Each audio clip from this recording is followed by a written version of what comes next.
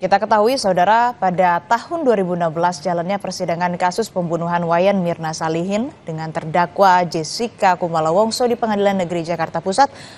Lalu ini berjalan dengan alot. Kasus yang dikenal dengan kopi sianida itu butuh 26 kali sidang sebelum majelis hakim ketok palu untuk memutuskan nasib Jessica yang saat ini dihukum 20 tahun penjara. Selama persidangan, ada sejumlah kejanggalan yang disorot oleh publik.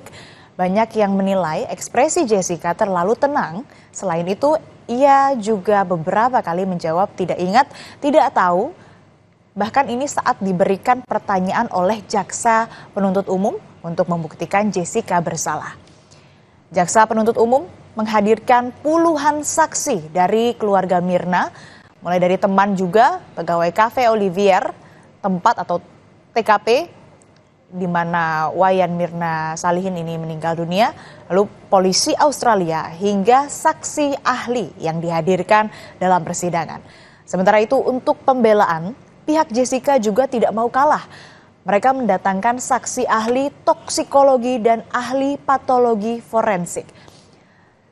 Saksi memberatkan dan meringankan dalam persidangan Jessica Wongso. Ini ada saksi yang memberatkan, diantaranya keluarga Mirna, yang mana pertama kali memberi kesaksian di persidangan pada 12 Juli 2016. Saat itu yang berbicara di persidangan adalah ayah kandung Mirna, Edi Darmawan Salihin.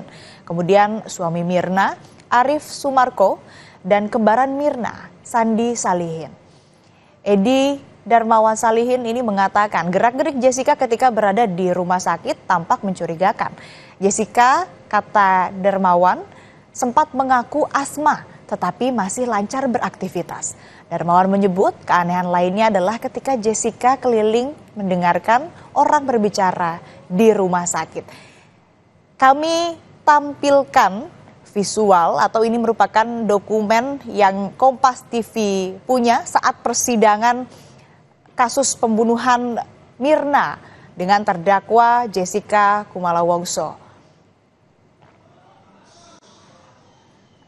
Ada visual dari CCTV juga, Saudara, di mana terlihat Jessica dan juga Mirna bertemu di Cafe Olivier Jakarta atau yang menjadi TKP pada saat itu.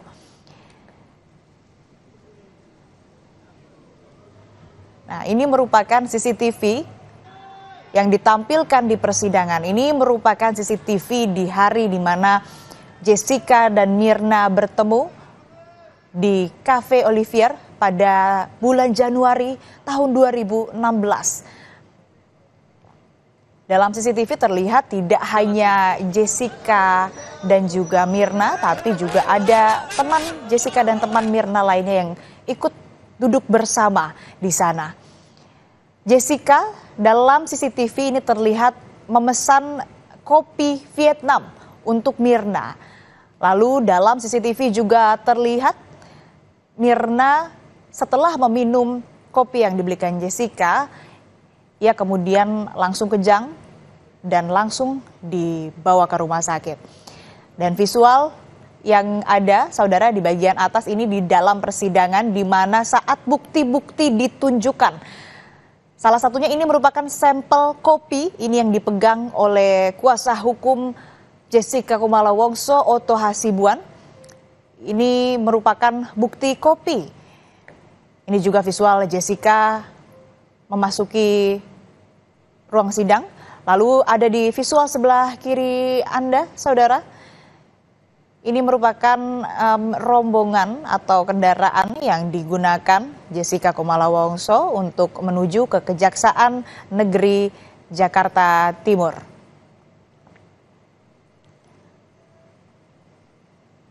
Beberapa saat lagi Jessica ini akan tiba untuk menandatangani beberapa berkas maupun juga dokumen bebas bersyarat.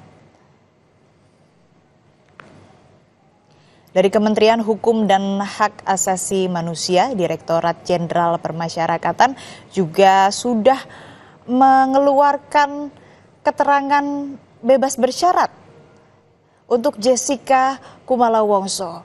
terkait pembebasan bersyarat atau PB atas nama Jessica Kumala Wongso yang mana ini dijerat pasal 340 KUHP atau pembunuhan berencana dan didakwa atau dipidana hukuman 20 tahun penjara, lalu sudah mengajukan banding, kasasi dan juga peninjauan kembali ini yang mana ditolak. Selanjutnya ini yang bersangkutan atau dalam hal ini Jessica Kumala Wongso menjalani pidana di Lembaga Permasyarakatan Perempuan kelas 2A Jakarta.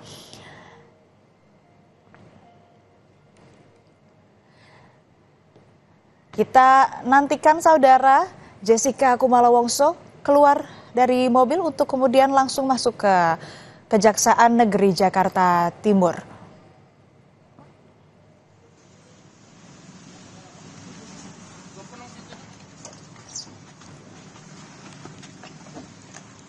Ini Jessica tanpa menghiraukan media langsung masuk ke Kejaksaan Negeri Jakarta Timur. Jessica terpantau saudara dari visual terkini belum memberikan pernyataan apapun kepada awak media. Didampingi kuasa hukumnya, Jessica Kumala Wongso tiba dan langsung menuju masuk ke ruangan di Kejaksaan Negeri Jakarta Timur. Jessica Kumala Wongso ini sudah hampir menjalani hukuman, hampir 2/3-nya dari hukumannya 20 tahun penjara.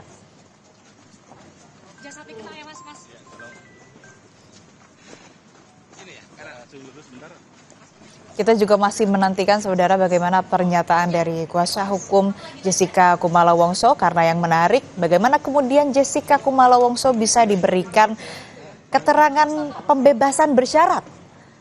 Karena kalau kita kembali mengingat bagaimana perjalanan upaya hukum yang diajukan oleh Jessica mulai dari banding di tanggal 7 Desember 2017 ini ditolak oleh Pengadilan Tinggi DKI Jakarta.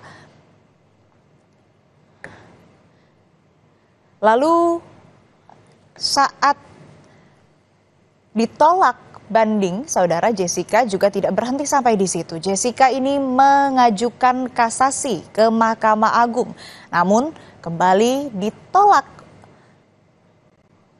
Ini visual saat Jessica keluar dari lapas dan ini visual terkini Jessica Kumala Wongso tiba di Kejaksaan Negeri Jakarta Timur.